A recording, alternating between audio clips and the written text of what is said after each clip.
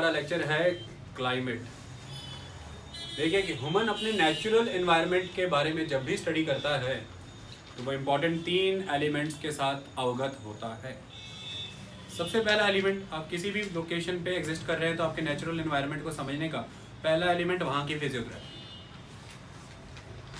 पर्वत है, पठार है, मैदान है, कोस्ट है, आइलैंड है, क्या है, वो आपने कर लिया। दूसरा एलिमेंट होता है वहाँ की ड्रेनेज, आपने कर लिया।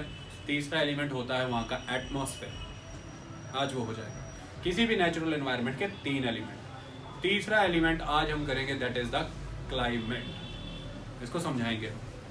देखिए एक बात आप समझिए, जब आप क्लाइमेट के बारे में स्टडी करते हैं तो मैं आपको इतनी बात बता दूं कि बीइंग स्टूडेंट ऑफ यूपीएससी, इसको समझने के लिए 2 सब्जेक्ट्स हैं। आप इसे फिजिकल ज्योग्राफी में भी पढ़ेंगे और इंडियन ज्योग्राफी में भी पढ़ेंगे। जब आप इसे फिजिकल ज्योग्राफी में पढ़ेंगे तब इसमें एक टाइप ऑफ रेनफॉल पढ़ेंगे। ओरोग्राफिक रेनफॉल हो रही है, कन्वेक्शनल रेनफॉल हो रही है, कंडक्शन रेनफॉल हो रही है, या कौन सी है, साइक्लोनिक है, डिप्रेशन है, क्या है, कौन सी फॉर्म ऑफ प्रेसिपिटेशन है, हेल स्टॉर्म आ रहे हैं, गड़े पड़ रहे हैं, स्लीट आ रही है, स्नोफॉल हो रही है, या फिर रेनफॉल हो रहा है, ये सारा समझेंगे। एक concept, adiabatic lapse rate, relative humidity, absolute humidity, सब कुछ वो फिजिकल ज्योग्राफी का कंसेप्ट है। हर तरह की विंड पढ़ेंगे, सारी दुनिया में चलने वाली हवाएं पढ़ेंगे। आज आप इंडियन ज्योग्राफी पढ़ रहे हैं, इसमें फोकस रेनफॉल पे नहीं, क्लाइमेट पे रहेगा।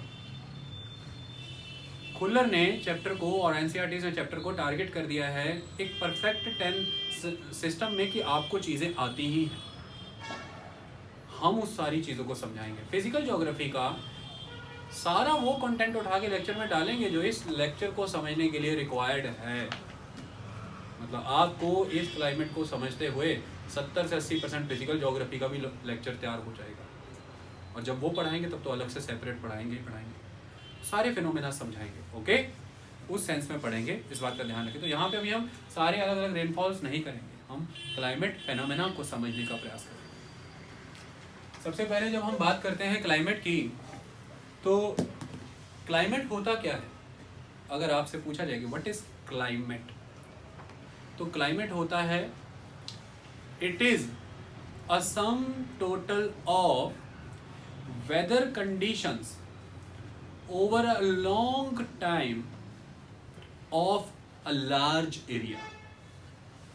खत्म कहानी। It is a sum total of weather condition over a long period of a large area। weather क्या होता है?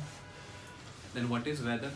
Weather, it is a status of atmosphere at a particular time, at a particular place, at a particular space। It is a status of atmosphere at a particular time, at a particular place। What is atmosphere?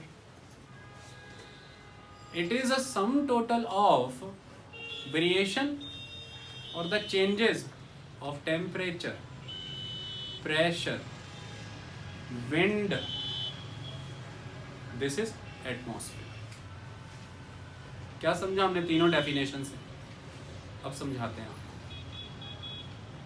जब आप बात करते हैं climate की, तो climate कैसा रहता है? जब आप बात करते हैं यूके की, ब्रिटेन की, तो आप ये कहते हैं कि वहाँ पर कूल क्लाइमेट रहता है। जब आप बात करते हैं साइबेरिया की, रशिया की, तो आप ये वहाँ पर ये कहते हैं कि बहुत ही हार्श वेदर है, एक्सट्रीम कोल्ड क्लाइमेट। मतलब ऑल इन ऑल क्लाइमेट जो है वो लगभग सा सेम रहता है, मिनिमम लास्ट 30 ईयर्स से, ऐसा माना जाता है। और बहुत बड़े एरिया में, जैसे पूरा का पूरा एक लैटिट्यूड मान लीजिए, ग्लोब पे पूरा एक लैटिट्यूड मान लीजिए, 60 डिग्री से 90 डिग्री लैटिट्यूड पूरे ग्लोब पे लगभग एक क्लाइमेट रहेगा, that is cold climate, taiga climate, tundra climate. और इक्वेटर की बात कर लीजिए तो 0 से लेकर के 30 डिग्री या 23 1/2 तक ट्रॉपिकल क्लाइमेट, 23 1/2 से लेकर के 60 डिग्री तक टेम्परेट क्लाइमेट या सब ट्रॉपिकल क्लाइमेट, तो वो पूरे ही ग्लोब के ऊपर है। ये है क्लाइमेट, लगभग सेम रहता है और लास्ट 30 ईयर से लगभग वही बना हुआ। वेदर क्या होता है? वेदर हर क्षण बदलता है। एक दिन में वेदर कई बार बदलता है। इसलिए जब क्रिकेट मैच देखते हैं तो क्लाइमेट नहीं, वेदर कंडीशन देखते हैं। इसलिए जब न्यूज़ चैनल सुनते हैं तो क्लाइमेट नहीं, वेदर रिपोर्ट देखते हैं। वो उस पर्टिकुलर दिन के उन पर्टिकुलर आवर्स का ब्यौरा होता है। इसमें सबसे ज़्यादा वेरिएशन दिन में आती है, रात को फिर भी यूनिफॉर्म रहता है। तो दिन में सुबह बारिश हो रही है, अचानक से सनी डे हो गया दोपहर को, आफ्टरनून में अचानक से क्लाउडी हो गया और शाम को गस्टी हो गया, विंड्स हो गई। तो एक दिन में atmosphere, temperature, surface pressure and wind pattern abruptly बदल रहा है। ये वेदर है, दिस इज वेदर। और इस वेदर में बदल क्या रहा है? Atmospheric conditions, temperature, pressure, surface pressure and the wind system. Atmospheric condition बदल रही है। ये डेफिनेशन है क्लाइमेट वेदर दोनों की। क्लियर हुआ? और ये वेदर परसिस्ट करेगा एक लार्ज क्लाइमेट के अंदर। जैसे भारत का ट्रॉपिकल क्लाइमेट अगर आप कहते हैं तो उस ट्रॉपिकल क्लाइमेट या सब ट्रॉपिकल क्लाइमेट के अंदर ऑल इन ऑल तो एक ट्रॉपिकल क्लाइमेट है, लेकिन उस ट्रॉपिकल क्लाइमेट में अगर आप महाराष्ट्र को भी पकड़िए तो आपको बहुत सी चीज़ें देखने को मिलती हैं कि पूरे साल के अंदर आपको कई सीजन्स देखने को मिलते हैं, रेनफॉल के कई पैटर्न देखने को मिलते हैं। फिर एक दिन गर्म देखने को मिलता है, एक दिन ठंडा देखने को मिलता है। एक दिन में सुबह गर्म है, दोपहर ठंडी है, शाम फिर गर्म है। इस तरह के माहौल देखने को मिलते हैं, वो वेदर है। ऑल इन ऑल क्लाइमेट क्या है? ट्रॉपिकल। वेदर क्या है? वो एवरी डे पे डिपेंड करता है। आई बात समझ में? और वेदर पैटर्न को फिर आप जब लंबे समय तक चलता चला जा रहा है तो आप ये मान लेते हैं कि लगभग पंजाब की बात करें तो जनवरी से लेकर के नवंबर से लेकर के मार्च तक जो यहाँ का क्लाइमेट रहता है वो लगभग कोल्ड, वेदर कोल्ड है, विंटर्स हैं। मार्च से लेकर के जून तक, मई तक समर्स हैं। जून से लेकर के फिर आगे चले जाए हैं सितंबर तक तो मानसून है, रेनफॉल है। और सितंबर से लेकर के फिर नवंबर तक आपको ऑटम सीजन मिल जाता है। ये एक सिस्टम है। क्लियर कहानी? अब हम समझते हैं कि इस वेदर को कौन सी चीज़ें इम्पैक्ट करती हैं, लेकिन ये समझने के लिए आपको पहले कुछ बेसिक्स कराता हूँ जो बहुत इंपॉर्टेंट है। एक बार वो समझ लिए तो कभी कोई प्रॉब्लम ही नहीं आएगी मार्केट दूसरा। देखिए एक बहुत इंपॉर्टेंट चीज़ एग्जिस्ट करती है जिसको हम कहते हैं विंड। विंड क्या होती है? देखिए विंड क्या होती है? देखिए ऑलवेज इस ग्लोब पे एयर एग्जिस्ट करती है।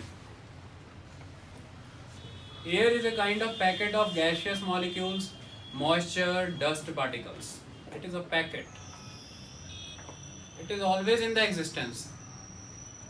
But winds are not always in the existence. Air is always in the existence, but winds are not always in the existence. What is the difference between winds and air?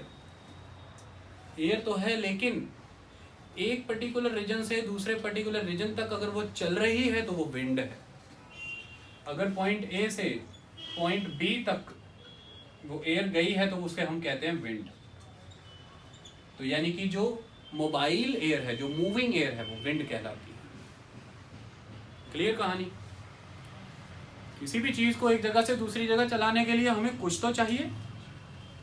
तो इसको चलाने के लिए क्या चाहिए? ढलान।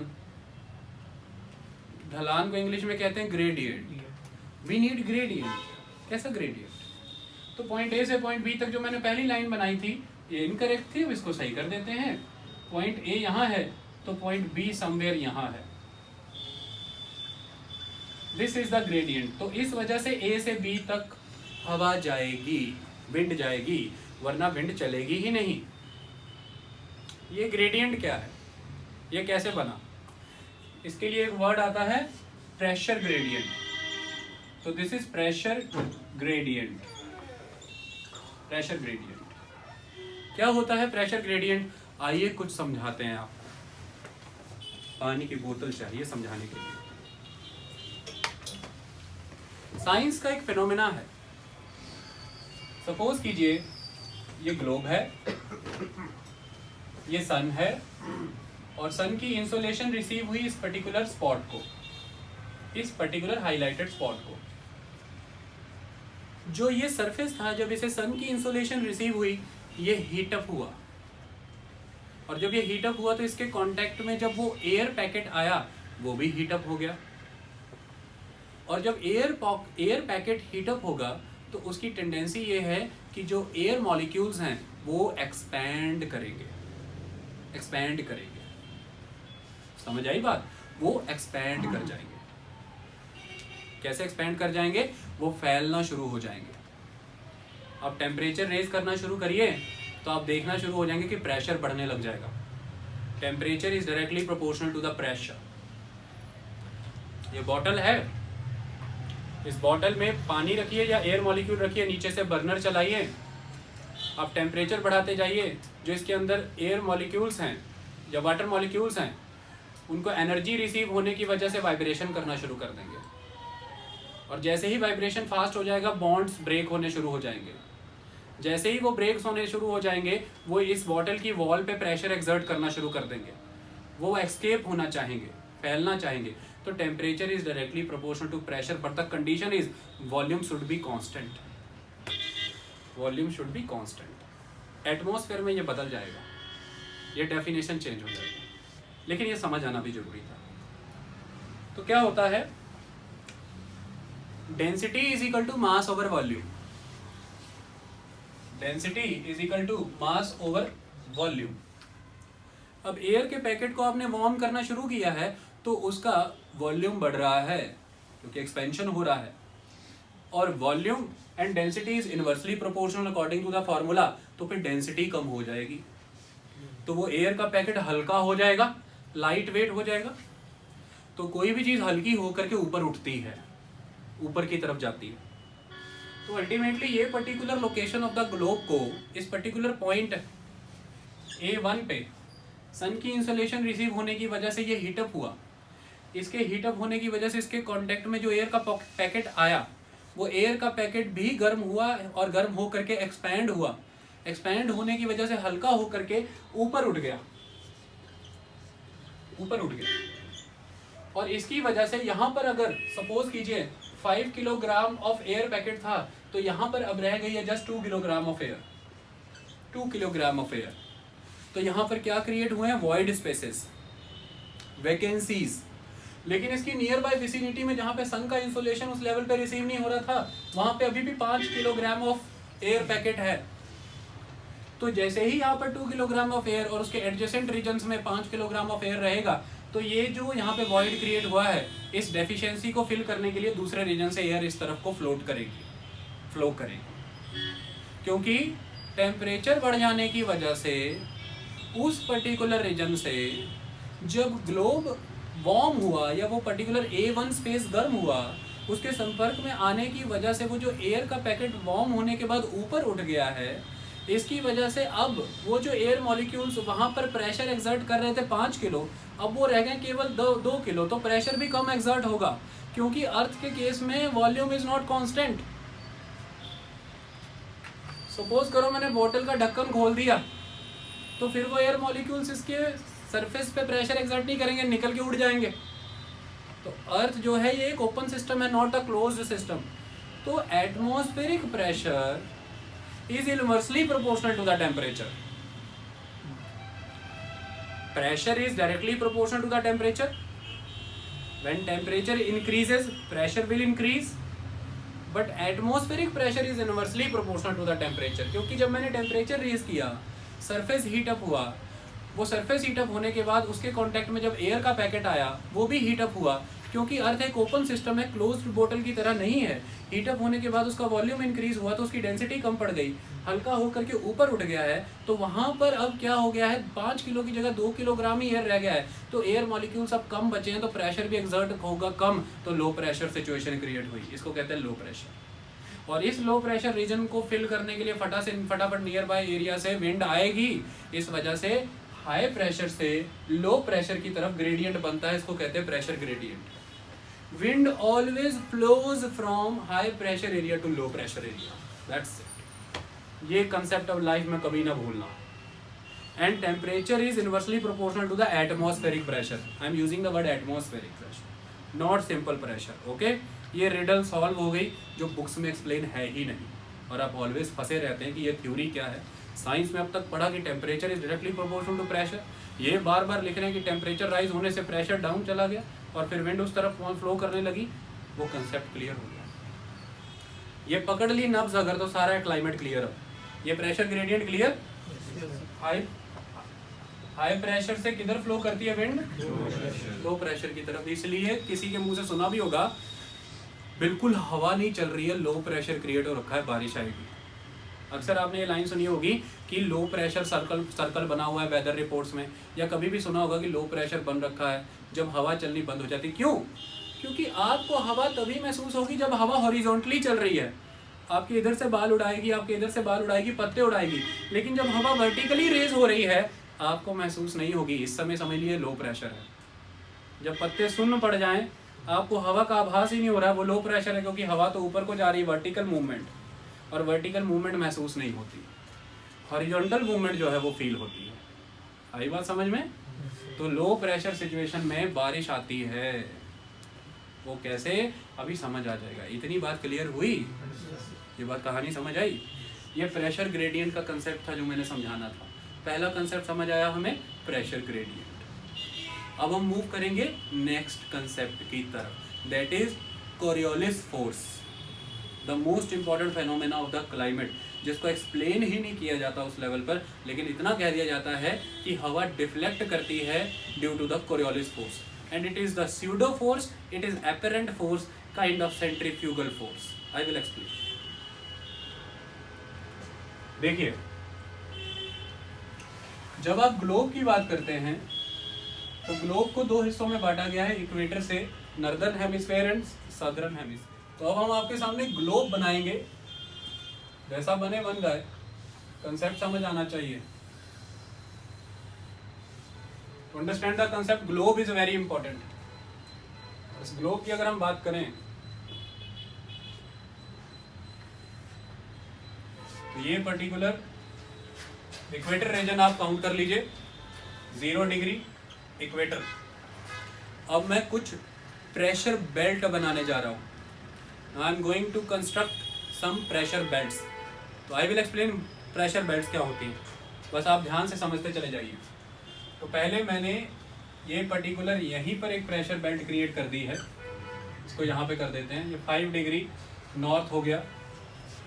आपकी सिंप्लिसिटी के लिए मैं 23.5 नहीं ले रहा हूँ, 30 डिग्री ले रहा हूँ, ताकि आपको कंफ्यूजन ना रह जाए। 30 डिग्री नॉर्थ,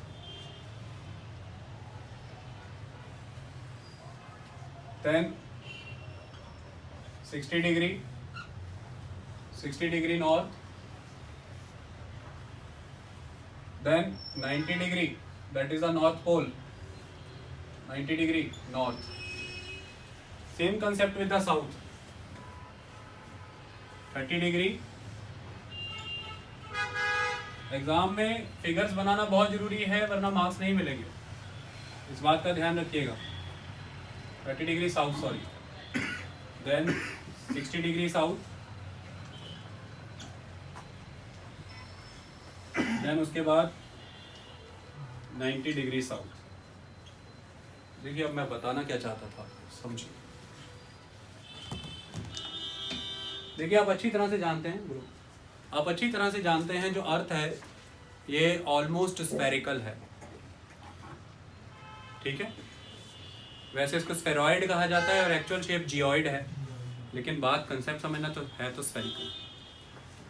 इसकी स्फेरिकल नेचर की वजह से ये जो सन की पोजीशन है, अब सन की जो रेज वर्टिकली फॉल करती हैं due to the curvature of the earth, उसका इंसोलेशन जो रिसीव होता है इक्वेटोरियल रीजन में वर्टिकल रिसीव होता है, और जैसे जैसे इक्वेटर से हायर लैटिट्यूड्स की तरफ चले जाते हैं वो स्लांटेड और ऑब्लीक वे में पड़ता है। इक्वेटर पे straight, highly concentrated with full intensity, but on the higher latitude it is slanted, it is oblique with less intensity and have to cover the large area, इसकी वजह से क्या इम्पैक्ट होते हैं? अर्थ के अराउंड एक एटमॉस्फेयर की लेयर है, उस एटमॉस्फेयर की लेयर की जो थिकनेस है, उस थिकनेस से जब आप इक्वेटर पे सनलाइट गुजर रही है उसको इतना डिस्टेंस तय करना पड़ा, लेकिन वही थिकनेस यहाँ पे भी है, तो यहाँ से जो सनलाइट गुजरेगी वो ऑब्लीक वे में गुजर रही है तो वो ज़्यादा डिस्टेंस कवर करेगी, तो यहाँ पे डिसिपेट होती है। पहली बात, स्ट्रेट नहीं फॉल होती, ऑब्लीक फॉल होती है, तो इसलिए इंटेंसिटी कम रहती है, तो इंसोलेशन कम रिसीव होती है। ये दूसरी बात। इन दो कारणों की वजह से एक चीज़ ये हो जाती है कि जैसे जैसे आप इक्वेटर से हायर लैटिट्यूड्स की तरफ जाते हैं तो वैसे वैसे इंसोलेशन कम रिसीव होता है, इसकी वजह से टेम्परेचर फॉल करता चला जाता है, डिक्रीज होता चला जाता है पोलवर्ड एरियाज तक जाते जाते। इसके रिलेटेड एक और कंसेप्ट समझो जो बहुत इंपॉर्टेंट है। ये जो अर्थ है आपकी, ये कंप्लीट ओरिजिनल एक्सिस पे 90 डिग्री पे ऐसे नहीं है, ये इंक्लाइंड है from the actual axis 23 degree and from the orbital plane it is inclined towards the orbital plane 66.5 degree. अगर ऑर्बिटल प्लेन से देखें तो 66.5 डिग्री, और अगर ओरिजिनल एक्सिस से देखें तो 33.5 डिग्री। 66.5 and 23.5 is 90 degree. सीधी होती तो 90 डिग्री होती। इस इंक्लिनेशन की वजह से ये हो रहा है कि अगर सन है और सर के अराउंड ये इसी इंक्लाइंड वर्जन में पूरा का पूरा एक रेवोल्यूशन लगाती है, तो इसका कभी ये रीजन सनलाइट को फेस करेगा, कभी ये रीजन फेस करेगा और कभी ये रीजन फेस करेगा। तो इसकी वजह से sunlight northward and southward apparent movement करती रहती है, और वो कहाँ तक जाती है? इक्वेटर से नॉर्थ 23.5, इक्वेटर से साउथ 23.5, और नॉर्थवर्ड बनती है ट्रॉपिक ऑफ कैंसर, साउथवर्ड बनती है tropic of Capricorn. Tropic of Cancer जहाँ तक सन की light northward maximum vertical light fall करती है, और साउदर्न हेमिस्फीयर में ट्रॉपिक ऑफ कैप्रिकॉर्न जहाँ तक सन की light maximum southward vertical light fall करती है। उसके बाद जो सन की लाइट नॉर्दर्न हेमिस्फीयर को रिसीव होती है वो ऑब्लीक, और जो ट्रॉपिक ऑफ कैप्रिकॉर्न के बाद सन की लाइट रिसीव होती है साउदर्न हेमिस्फीयर को, वो भी ऑब्लीक। क्लियर कहानी? इसकी वजह से सन का northward and southward movement always होता रहता है, और अगला सारा कंसेप्ट सन के नॉर्थवर्ड एंड साउथवर्ड मूवमेंट पे टिका हुआ है। सन के नॉर्थवर्ड एंड साउथवर्ड मूवमेंट को समझने का काम करते हैं और सारी कहानी को देखते हैं। सपोज कीजिए ये इक्वेटर का रीजन है, और आप ये बहुत अच्छे से जानते हैं कि पूरे साल के दौरान सन इक्वेटर से 3 मंथ्स ट्रॉपिक ऑफ कैप्रिकॉर्न की तरफ जाने में लेता है, 3 मंथ्स ट्रॉपिक ऑफ कैप्रिकॉर्न से इक्वेटर की तरफ आने में लेता है। 6 मंथ्स बीत गए और 6 मंथ्स तक सन इक्वेटर से ट्रॉपिक ऑफ कैप्रिकॉर्न के बीच में है, वर्टिकल रेस फॉल कर रहा है। कोई भी एक लोकेशन से सन 2 बार गुजरेगा, एक बार जाते समय एक बार आते समय, और कोई भी एक लोकेशन को अंडर द ट्रॉपिकल रीजन 2 बार सन ओवरहेड फील होगा। इसी तरह से सन इक्वेटर से ट्रॉपिक ऑफ कैप्रिकॉर्न की तरफ आने में 3 महीने लेता है, और कैप्रिकॉर्न से इक्वेटर की तरफ जाने में 3 महीने लेता है। सन 6 मंथ्स तक साउदर्न हेमिस्फीयर में इक्वेटर से लेकर ट्रॉपिक ऑफ कैप्रिकॉर्न के बीच में रहता है। तो कुल मिला के ये 12 मंथ का सन का एक पाथ है, जिसके दौरान सन चाहे कैप्रिकॉर्न पे आए चाहे कैंसर पे जाए, लेकिन सन का दायरा उतना का रहता है कि इस पूरे ट्रॉपिक ऑफ कैंसर से ट्रॉपिक ऑफ कैप्रिकॉर्न के बीच के रीजन को, जिसे हम ट्रॉपिकल रीजन कहते हैं, ऑलमोस्ट सन की रेस वर्टिकल मिलती रहती है। इसलिए ये high heat high insolation area है, इसलिए हम इसे टॉरिड जोन भी कहते हैं। यहाँ पे तापमान लगभग गर्म रहता है, high heat and high humidity, temperature variations ज़्यादा नहीं आते हैं। डायरनल रेंज ऑफ टेम्परेचर, यानी कि एक दिन का रेंज ऑफ टेम्परेचर ज़्यादा नहीं होता है, दिन और रात का ज़्यादा फर्क नहीं आता है, और एनुअली भी टेम्परेचर में ज़्यादा फर्क नहीं आता है। क्लियर कहानी? अब इस प्रोसेस के दौरान होता क्या है? सन 2 बार इक्वेटर को क्रॉस करता है, एक बार नॉर्थवर्ड जाते हुए, एक बार साउथवर्ड आते हुए। क्लियर? तो मतलब ये रीजन तो ऑलवेज सन की रीच में इंटेंस हीट के अंडर रहता ही रहता है। तो अब होता क्या है? जब सन के द्वारा बड़े पैमाने पर यहाँ पर हीट इफेक्ट रहेगा, चाहे सन नॉर्थवर्ड है साउथवर्ड, आप देखिए इक्वेटर उसके इन्फ्लुएंस में ही है। जब सन के द्वारा यहाँ पर बड़े पैमाने पर हीट इफेक्ट रहेगा तो उससे क्या होगा? इस पर्टिकुलर जोन में, इक्वेटोरियल रीजन में, इक्वेटर से हल्का सा ऊपर 5 डिग्री रीजन में बड़े पैमाने पर विंड्स, सरफेस हीटअप हो जाएगा, उसके कांटेक्ट में आने वाली सारी विंड्स, सारे एयर पैकेट हीटअप हो जाएंगे और वो अपवर्ड मूव करेंगे वर्टिकल। जैसा मैंने अभी समझाया था। तो जो विंड्स हैं वो अपवर्ड मूव करेंगी। क्यों? क्योंकि उनको हीट मिल गई है। हीट नाम की एनर्जी मिलने की वजह से वो अब, ये ग्लोब इस तरह से बनाया है, अगर ये ग्लोब हमने इस तरह से बनाया होता, ये ग्लोब इस तरह से होता, तो मतलब इक्वेटर से विंड्स अब अपवर्ड मूव करेंगी, वर्टिकल। क्लियर? जैसा उस ग्लोब पे समझाया था। जब ये वर्टिकली मूव करेंगी, एक पॉइंट पे जाने के बाद एनर्जी डिसिपेट होनी शुरू हो जाएगी। वो जो एनर्जी हीट की वजह से गेन की थी वो ऑलवेज नहीं रहेगी। तो एक हाइट पे जाने के बाद ये उस एनर्जी के लेस हो जाने की वजह से अब अपना वर्टिकल पाथ मेंटेन नहीं कर पाएंगी। इन्हें अब हॉरिजॉन्टल फ्लो करना होगा, ये डाइवर्ज होंगी, बढ़ जाएंगी। और अब ये हॉरिजॉन्टल पाथ फॉलो कर रही हैं अर्थ के सरफेस को लेके। एक पॉइंट के बाद अब इतनी भी एनर्जी नहीं रह जाएगी कि हॉरिजॉन्टल भी फॉलो करे, तो अब ये डाउनवर्ड आएंगी, गिरेंगी। और आके कहाँ पे गिरेंगी? ये 30 डिग्री नॉर्थ और 30 डिग्री साउथ। लिटरल सेंस में 23.5 पे गिरती है नॉर्थ पे, लेकिन मैंने आपकी फिजिबिलिटी के लिए 30 डिग्री लिखा है। 30 डिग्री नॉर्थ और 30 डिग्री साउथ पे गिरेंगी। क्लियर? और 30 डिग्री नॉर्थ और 30 डिग्री साउथ में गिरने के बाद क्या है, जैसे रेता बजरी जमीन पे गिराओ 2 हिस्सों में बटती है, ऐसे ही ये जो 30 डिग्री नॉर्थ पे जाके गिरेगी, 30 डिग्री नॉर्थ पे गिरने के बाद भी इसके भी 2 हिस्से होंगे। एक हिस्सा वापस इक्वेटर की तरफ आएगा, एक हिस्सा 60 डिग्री की तरफ जाएगा। तो कुल मिलाकर के क्या बना? एक पूरा एयर का सेल बना। इक्वेटर से एयर पैकेट ऊपर उठा, यहाँ पे आके 2 हिस्सों में डाइवर्ज हुआ। इस पैकेट को इग्नोर करो। ये हॉरिजॉन्टल सफ़र मूव पूरा करके वापस 30 डिग्री तक पहुंचा, एनर्जी लूज कर गया, 30 डिग्री पे गिरा, वहाँ पे 2 हिस्से बने। नॉर्थवर्ड हिस्सा इग्नोर कर दो। ये जो हिस्सा 30 डिग्री वाला था ये इक्वेटर की तरफ आ रहा है, तो इक्वेटर की तरफ आ रहा है, गर्म हो रहा है, ऊपर उठ रहा है, हॉरिजॉन्टल पाथ फॉलो कर रहा है, 30 डिग्री पे जाके गिर रहा है, इक्वेटर की तरफ आ रहा है, गर्म हो। पूरा का पूरा एक सर्कुलेशन एस्टेब्लिश हुआ। क्या हुआ? एक सर्कुलेशन एस्टेब्लिश हुआ।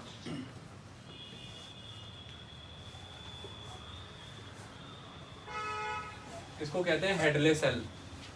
हेडले सेल 1, हेडलेनेस का पता लगा था। सर्कुलेशन समझ आया पूरा? 2 बुनियादी सवाल। 30 डिग्री पे गिरने के बाद हवा इक्वेटर की तरफ ही क्यों आई? क्योंकि इक्वेटर से हवा उठ रही है, तो वहां पे क्या क्रिएट हो रहा है? Low pressure. तो लो प्रेशर, जहां पे हवा गिर रही है वहां पे क्या क्रिएट हो रहा है? High pressure. तो लो प्रेशर हाई प्रेशर से हवा खींचेगा, इसलिए विंड का फ्लो 30 डिग्री से 0 डिग्री नॉर्थ की तरफ ही होगा ऑलवेज। ठीक ये 30 डिग्री बेल्ट के ऊपर जो 60 डिग्री की बेल्ट है, यहाँ पे भी लो प्रेशर है, तो एक ब्रांच 30 डिग्री की जो डाइवर्ज हुई थी वो 60 डिग्री की तरफ जा रही है। जैसा नॉर्दर्न हेमिस्फीयर में ये हेडले सेल बना है, ठीक ऐसा साउदर्न हेमिस्फीयर में भी एक सेल बना। और ये सेल कैसे बना? जो ब्रांच 30 डिग्री साउथ की तरफ आई थी, 30 डिग्री साउथ की तरफ जो आई थी, अल्टीमेटली हमने यहाँ पर देखा कि एक ब्रांच 30 डिग्री नॉर्थ की तरफ गई, एक 30 डिग्री साउथ की तरफ आई। 30 डिग्री साउथ की तरफ आने के बाद भी ये 2 हिस्सों में डाइवर्ज होगी ना, एक 30 डिग्री साउथ से इक्वेटर की तरफ जाएगी, एक 30 डिग्री साउथ से 60 डिग्री साउथ की तरफ जाएगी। तो एक सेल 0 से 30 डिग्री साउथ में बना और एक सेल 0 से 30 डिग्री नॉर्थ में बना। 2 सेल बन गए। ये क्लियर हुई कहानी? 0 से 30 डिग्री साउथ की तरफ भी सेल बना देते हैं ताकि आपको क्लैरिटी रहे। आई बात समझ में? तो ये कैसे बनेगा? 0 डिग्री से उठी हवा, ये 30 डिग्री की तरफ आ रही है, 30 डिग्री पे आने के बाद किधर जा रही है? वापस 0 डिग्री की तरफ। ये सेल समझ आया? ये वाला सेल समझ आया? दोनों सेल क्लियर? ये हेडले सेल्स हैं। अभी हमें समझ आया सिर्फ 0 degree, 30 degree south and 30 degree north. हम इसी बात पर ये कंक्लूड कर पाए कि ये 0 डिग्री वाली जो प्रेशर बेल्ट है, it is low pressure belt. कौन सी बेल्ट है? Low pressure belt. जो 30 डिग्री नॉर्थ वाली बेल्ट थी, यहाँ पे सारी हवा आकर के कन्वर्ज नीचे गिर रही है, तो ये कौन सी बेल्ट है? High pressure belt. High pressure belt. ये 30 डिग्री साउथ वाली कौन सी बेल्ट है? High pressure belt. पहले ये इसका कंसेप्ट समझा दे, फिर सारा पानी की तरह समझ आएगा। अब आते हैं नेक्स्ट कंसेप्ट पे, कोरियोलिस फोर्स समझाते हैं। विंड का पैटर्न बना देते हैं। ऐसे ही विंड जा रही है ना आपके अकॉर्डिंग, है ना, और ऐसे ही आ रही है। हाई प्रेशर से इक्वेटर, हाई प्रेशर से इक्वेटर, यही बात बनती ना। तो दोनों विंड्स आकर के किसी पॉइंट पे कन्वर्ज करेंगी ना, इस पॉइंट पे कन्वर्ज करेंगी ना, ये 5 डिग्री 0 से 5 डिग्री के बीच में। तो जहां पे दोनों विंड कन्वर्ज कर रही है इनको क्या कहते हैं? Inter tropical convergence zone, ITCZ। Tropic of Cancer और ट्रॉपिक ऑफ कैप्रिकॉर्न के बीच में इक्वेटर के पास जो एक जोन क्रिएट हुआ है जहां पर 30 डिग्री नॉर्थ और 30 डिग्री साउथ से आने वाली विंड्स ने सरफेस पे एक दूसरे से टकराई हैं, ये है inter tropic convergence zone, ITCZ। Clear हुआ? कहानी यहाँ पे नहीं, विंड्स ऐसे स्ट्रेट नहीं जाती, कोरियोलिस फोर्स को लेके आते।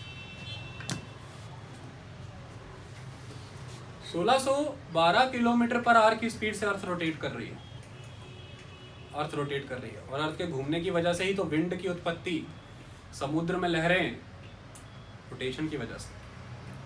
अब कोई चीज़ इतनी ज़बरदस्त वे में रोटेशन कर रही है तो उसकी रोटेशन की वजह से कोई स्यूडो इम्पैक्ट भी तो क्रिएट होगा, कोई इफेक्ट भी तो क्रिएट होगा।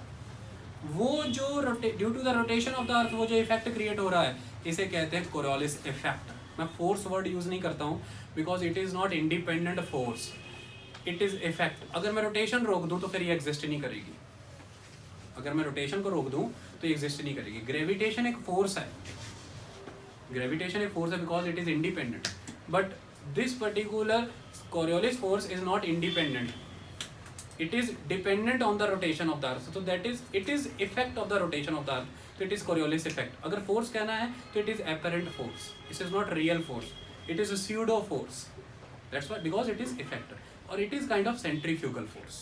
okay, समझाते हैं कैसे कैसे लगती है। एक धारणा है, किताबों में एक लाइन लिखी है कि due to the Coriolis force effect northern hemisphere में विंड्स ऑलवेज राइटवर्ड डिफ्लेक्ट कर जाएंगी एंड साउदर्न हेमिस्फीयर में विंड्स ऑलवेज लेफ्टवर्ड डिफ्लेक्ट कर जाएंगी।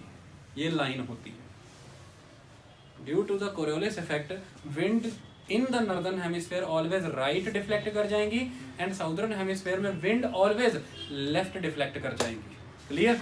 लेकिन फिगर टोटली उल्टी बनी होती है, सारा chaos और चैप्टर एंड। कंसेप्ट तो समझ ही नहीं आया, क्या करें? दूसरा तरीका, इस कंसेप्ट को इग्नोर करो, क्या फर्क पड़ता है? पता लग गया ना, विंड राइटवर्ड और लेफ्टवर्ड। याद करो, रट्टा मारो, काम खत्म। तुम इतना समझ लो बस। नॉर्दर्न हेमिस्फीयर में साइक्लोन बनता है क्योंकि विंड की डायरेक्शन एंटी क्लॉकवाइज है, साउदर्न हेमिस्फीयर में साइक्लोन बनता है क्योंकि विंड की डायरेक्शन क्लॉकवाइज है। रट लो बस, ऐसा नहीं समझाते हैं। अब जब आप बात करेंगे, मैंने एक लाइन बोली और मैं पैराडॉक्स फिगर बनाऊंगा। मैंने बोला कि इन the northern hemisphere wind towards the right deflect होगी, तो मतलब ऐसे डिफ्लेक्ट होना, but ultimate aspect is wind इस वे में डिफ्लेक्ट होगी। इसी से समझा दूंगा ट्रेड विंड्स। ये नहीं होता तो ट्रेड विंड्स ही नहीं बनती, और ट्रेड विंड्स ही नहीं बनती तो फिर ITCZ कैसे बनता? दूसरा मैंने बोला कि in the southern hemisphere wind अपनी ऑलवेज लेफ्टवर्ड डिफ्लेक्ट करती हैं, लेफ्टवर्ड डिफ्लेक्ट करती हैं।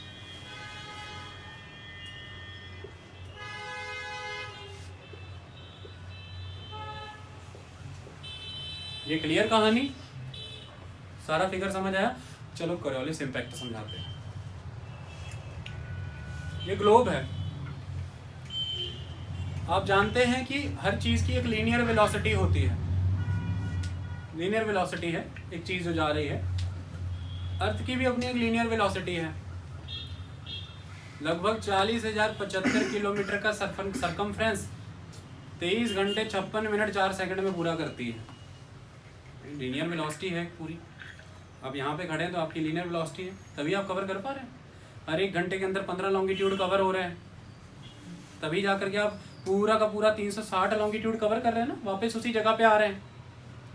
एक कंसेप्ट आपने पढ़ा होगा रिलेटिव वेलोसिटी का, एक ही दिशा में दो चीज़ें जा रही हैं, एक की वेलोसिटी दूसरे के कंपैरिजन में, उसकी वेलोसिटी आपके कंपैरिजन में। आपने पढ़े भी होंगे फॉर्मूला, VA' VB' वेलोसिटी निकाली जाती थी। वो हमारा कंसेप्ट नहीं, हम क्या समझना चाहते हैं। मैंने अभी आपको बोला कि एक स्फेरिकल बॉडी है, क्लियर? सपोज कीजिए एक पर्सन इक्वेटर पे है और एक पर्सन हायर लैटिट्यूड पे है। इक्वेटर पे सरकमफ्रेंस कितना है और हायर लैटिट्यूड पे सरकमफ्रेंस कितना है, लेकिन हैरानी की बात यह है कि दोनों पर्सन अपनी पोजीशन पे सेम ही टाइम में वापस आएंगे। Look at the circumference of the equator, look at the circumference at the higher latitudes, लेकिन दोनों पर्सन अपनी पोजीशन पे सेम ही टाइम में वापस आएंगे। मतलब एक की वेलोसिटी फिर ज़्यादा हुई और एक की तो कम हुई ना। क्लियर है ना? डिस्टेंस देख लेना, इक्वेटर से ऊपर जाते जाते हो हायर लैटिट्यूड का डिस्टेंस 1200 किलोमीटर 40,000 से कम होकर के 26,000, 25,000, 12,000, पोल पे तो जीरो ही हो जाएगा, है ना? तो ये जो रिलेटिव वेलोसिटी है, इस कंसेप्ट में अगर हम देखें तो इक्वेटर पे खड़ा पर्सन और हायर लैटिट्यूड पे खड़ा पर्सन सेम ही टाइम पे उस पोजीशन पे वापस आ रहे हैं। तो इक्वेटर वाले ने तो इतना सरकमफ्रेंस कवर किया और हायर लैटिट्यूड वाले ने बहुत कम। तो वेलोसिटी ज़्यादा किसकी है? इक्वेटर वाले की। वेलोसिटी कम किसकी है? हायर लैटिट्यूड वाले की। तो ऑलवेज लो लैटिट्यूड से हायर लैटिट्यूड वाले की वेलोसिटी कम होगी। ऑलवेज किसी लो लैटिट्यूड से उससे हायर लैटिट्यूड वाले की वेलोसिटी कम होगी। इसको गांठ बांध लेना। इतनी बात क्लियर? जो लो लैटिट्यूड पे है उससे हाई लैटिट्यूड वाले की वेलोसिटी लो लैटिट्यूड वाले से कम होगी। क्लियर? आगे चलें। अब कुछ कंसेप्ट समझिए। रिलेटिव वेलोसिटी कम होगी, ओके? लीनियर वेलोसिटी तो सेम है ना। अब आगे, तभी तो डिफरेंट सरकमफ्रेंसेस उन्होंने कवर किए। आई बात समझ में? अब कंसेप्ट समझिए। कार्डिनल डायरेक्शंस होती हैं, मैं सारी नहीं बना रहा हूं, 10 कार्डिनल डायरेक्शंस होती हैं। हम 4 बनाते हैं, north, north, south, east, west. जब भी आप क्लाइमेट का चैप्टर कवर कर रहे हैं तो नाम कैसे लेने हैं? एक होता है ईस्टवर्ड, एक होती है ईस्टर्ली, एक होता है वेस्टवर्ड, एक होती है वेस्टर्ली। जिस डायरेक्शन से विंड आ रही है, अगर आप उस डायरेक्शन का नाम ले रहे हैं तो वो है ईस्टर्ली। ये ईस्ट की तरफ से आ रही है तो इस विंड का नाम क्या है? ईस्टर्ली। और अदरवाइज अगर आप कहना चाहते हैं तो फिर ये वेस्टवर्ड है, क्योंकि ये वेस्ट की तरफ जा रही है। लेकिन जब मैंने शब्द यूज किया ईस्टर्ली तो मैंने ईस्ट से आ रही है। जब मैंने बोला साउथ ईस्टर्ली तो ये साउथ ईस्ट से आ रही है। ठीक है? और आपको ऑलवेज वहां खड़े होना है जहां से हवा आ रही है। अगर मैं बात करूं कि हवा नॉर्थ से साउथवर्ड आ रही है तो हवा नॉर्दर्ली है ना, तो जाओ और नॉर्दर्न पॉइंट पे खड़े हो जाओ। ये हवा है, नॉर्दर्ली हवा है ना, मैं साउथ में हूं ना, मुझे इसके पीछे खड़े होना है। अब कोरियोलिस फोर्स को देखना। इमेजिन कीजिए 2 फ्रेंड्स हैं, दोनों फ्रेंड्स ने अपने 2 फ्रेंड्स की बाइक हायर की और उन लोगों दोनों को भी हायर किया। एक फ्रेंड इक्वेटर पे बाइक चला रहा है, एक फ्रेंड 30 डिग्री पे बाइक चला रहा है, 30 डिग्री नॉर्थ लैटिट्यूड पे, और बाकी 2 फ्रेंड पीछे खड़े हैं। इक्वेटर पे भी एक फ्रेंड बाइक चला रहा है, 30 डिग्री नॉर्थ लैटिट्यूड पे भी एक फ्रेंड बाइक चला रहा है, और बाकी के दोनों फ्रेंड अपने अपने चलाने वाले के पीछे बाइक पे खड़े हैं और टेनिस बॉल से कैच खेल रहे हैं, कैचा कैची। Okay, clear? अब कहानी क्या थी? कहानी ये थी कि हमारी विंड किधर से आ रही है? 30 डिग्री नॉर्थ लैटिट्यूड से। क्लियर? तो मुझे 30 डिग्री नॉर्थ लैटिट्यूड के पीछे जाना होगा। मैं चला गया। Now I am behind the 30 degree north latitude, जिधर से विंड आ रही है मैं यहाँ खड़ा हूँ। ओके, मैं यहाँ वाले 30 डिग्री नॉर्थ लैटिट्यूड के बाइक पे खड़ा हूँ, मेरा दोस्त चला रहा है, लेकिन जो मेरे साथ सामने वाला पर्सन है वो इक्वेटर वाले लैटिट्यूड पे बाइक पे खड़ा है। क्लियर कहानी? और इक्वेटर का सरकमफ्रेंस ज़्यादा है, 30 डिग्री लैटिट्यूड का सरकमफ्रेंस कम है, लेकिन फिर भी दोनों सेम टाइम पे ही वहाँ पहुँचेंगे उस पोजीशन पे। तो फिर इक्वेटर वाला बाइक तेज चल रहा होगा। तो अब होगा क्या? आप एक्सपेरिमेंट कर लेना। जब भी मैं बॉल फेंकूंगा तो वो जहाँ बॉल गिरेगी वो उस पॉइंट से पहले ही आगे निकल चुका होगा। उस पॉइंट से वो पहले ही आगे निकल चुका होगा, उसकी रफ्तार मुझसे ज़्यादा है। मेरी बॉल ऑलवेज उसके बिहाइंड ही गिरेगी, वो आगे जा चुका होगा। तो मैंने यहाँ से जो बॉल फेंकी, मुझे फेंकनी उसकी पोजीशन पे थी, लेकिन उसकी पोजीशन अब यहाँ हो गई है, बॉल यहाँ गिरी, तो ये इसका राइट ही है ना। कोरियोलिस इफेक्ट की वजह से wind in the northern hemisphere always किधर डिफ्लेक्ट होती है? Towards the right. हमारी विंड किधर डिफ्लेक्ट हुई? Towards the right. सारी बॉल किधर गिरेंगी? उसके गुजरने के बाद वो लेफ्ट निकल जाएगा, हमारी बॉल राइट गिरेगी। समझ आई बात? इसी बेसिस पे ही सारा कंसेप्ट क्लियर होना है, क्योंकि अभी सारी थ्योरी बदल जाने वाली है। वो कैसे? अगली विंड जो मैं नॉर्थवर्ड बनाने वाला हूँ, जो 30 डिग्री नॉर्थ से 60 डिग्री वाले नॉर्थ लैटिट्यूड तक जाने वाली है, वो मैं ऐसे बनाऊंगा। अब ये यहाँ से खड़े होके भी टुवर्ड्स द राइट है, यहाँ पे थ्योरी फिक्स हो गई, लेकिन यहाँ पे नहीं हो रही थी। लेकिन ये राइट कैसे है? अब मेरा लैटिट्यूड लो है और 60 डिग्री वाले का लैटिट्यूड मुझसे ऊपर है। तो मैं जब यहाँ से बॉल फेंकूंगा,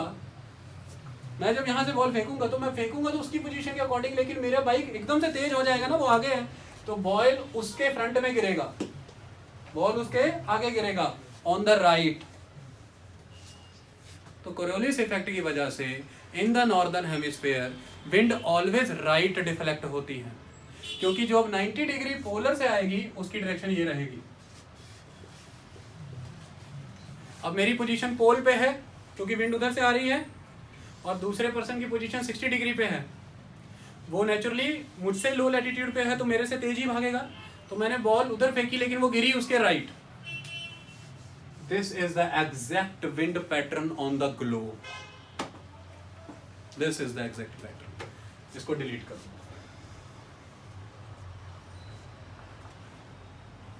इस पैटर्न से हवाएं बहती हैं, ये समझा दिया आपको। ये रामबाण है, जिंदगी भर मत भूलना। और यही समझ में नहीं आता, कोई बुक देख लेना, कहीं कोई लेक्चर देख लिया जाए, this is the most difficult aspect. Okay, अब सेम प्लॉट नीचे वाला, मैं 30 डिग्री साउथ पे खड़ा हूँ, विंड इधर से जा रही है ना, मैंने बॉल फेंकी लेकिन वो तो इक्वेटर पे है, वो तो मुझसे फास्ट ही है, तो बॉल जानी यहाँ चाहिए थी, लेकिन वो फर से आगे निकल गया, तो बॉल उसके लेफ्ट में गिरी ना, तो बॉल यहाँ गिरी, गिरनी यहाँ चाहिए थी, तो ऑलवेज टुवर्ड्स द लेफ्ट। अगली डायरेक्शन क्या बनेगी? ये। आज के बाद ये मैप आपको बनाना है, %% नंबर मिलेंगे। इसको हम कहते हैं the pressure belts of the globe. दिमाग पे हावी रहती है कि कैसे बनाना, रट्टा मारा जाता है, यहाँ से यहाँ वाली लैटिट्यूड की तिरछी, वहाँ से वहाँ वाली ऐसी, नहीं, लॉजिक आई बात समझ में।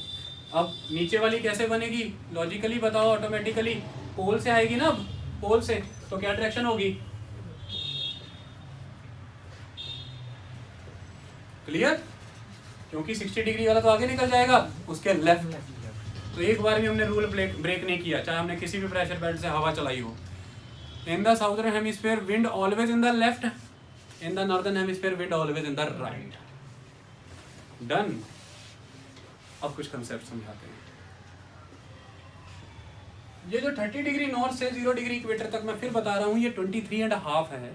आपकी फिजिबिलिटी के लिए 30 किया, वरना फंस जाते हैं आप। ये जो 30 डिग्री नॉर्थ से 0 डिग्री इक्वेटर तक आ रही है, क्या हम इसकी डायरेक्शन बता सकते हैं? इट इज नॉर्थ ईस्टर्ली ना, इट इज नॉर्थ ईस्टर्ली ना। ये नॉर्थ है, ये ईस्ट है, तो ये कौन सी हुई? North east. तो ये नॉर्थ ईस्ट से आ रही है, ये क्या हुई? South easterly. ये साउथ है और ये ईस्ट है, तो ये साउथ ईस्ट से आ रही है। ये सारा साल परमानेंट वे में ग्लोब पे फ्लो करती रहती है, इसलिए इसको कहते हैं प्लैनेटरी विंड। ये पूरे प्लैनेट पे इस बेल्ट में मिलेगी, चले जाना जब मर्जी। दूसरा, इसको कहते हैं परमानेंट विंड, और इसी के दम पर व्यापार हुआ है पूरे विश्व में, जब हवा के दम पर पानी वाले जहाज चलाते थे, इसलिए इसका नाम है trade wind. It is the trade wind belt of the globe. Okay, north east से साउथ ईस्ट वाली ट्रेड विंड्स जहाँ पर टकराती हैं, वो है ट्रेड विंड के टकरा करके हवा ऊपर उठने वाला इंटरट्रॉपिकल कन्वर्जेंस जोन, क्योंकि अब ये दोनों यहाँ पे टकरा जाएंगे। टकरा दें? चलो शुक्र है तुमने क्या दिया, वरना पृथ्वी रुक जाती है। यूपीएससी की तैयारी कर रहे हो, वायुदेव के से कम तो समझते नहीं होंगे। तो यहाँ पे टकरा जाते हैं, और ये जोन जो है कौन सा जोन है? ITCZ। क्वेश्चन आ गया ITCZ पे कौन कौन टकराती है? North east trade wind south east trade wind से टकरा जाती हैं, इसी से मानसून बना दूंगा। 2 मिनट लगेंगे, समझ आ जाएगी सारी कहानी, ठीक है। ये south east trade wind equator cross करके साउथ वेस्ट हो जाती है, क्योंकि विंड इक्वेटर के ऊपर किधर टर्न हो जाएगी? Towards the right. तो यही साउथ वेस्ट मानसून है, खत्म कहानी, और कहीं से नहीं आता वो, कोई दैवीय उत्पत्ति नहीं है। It is the extension of the southeast trade winds beyond the equator. So due to the Coriolis effect, it turns towards the right. That's why its direction automatically converted to the southwest. Okay? लेकिन वो होता कैसे, वो समझाना पड़ेगा। अभी इतना समझ में आया? अब एक चीज जो सबसे इंपॉर्टेंट समझनी थी, मैप डिलीट करें उससे पहले समझा देते हैं। मैंने आपको ये बताया कि सन की नॉर्थवर्ड साउथवर्ड मूवमेंट होती है, जबकि कोई बच्चा घबरा ना जाए, यूट्यूब भी बच्चा कोई भी तो है, ये सन की जो मूवमेंट है सन स्टैटिक है, क्योंकि अर्थ का बल्ज है और अर्थ टिल्टेड है, तो अर्थ रेवोल्यूशन कर रही है, इसलिए सन की रेस की मूवमेंट हो रही है in relation to the earth. Sun तो मूव ही नहीं कर रहा ना नॉर्थवर्ड साउथवर्ड, तो it is the apparent movement of the sun, not the real movement of the sun. तो अब हम अर्थ को तो नहीं कर सकते रेवोल्यूशन, तो सन को ही कर लेते हैं, समझाना तो है ना। अब अगर हम बात करें तो इक्वेटर से जब मैं नॉर्थवर्ड लेकर के जा रहा हूं सन, तो कहीं यहां पर बहुत ज्यादा इंसोलेशन रिसीव हो रही है ना,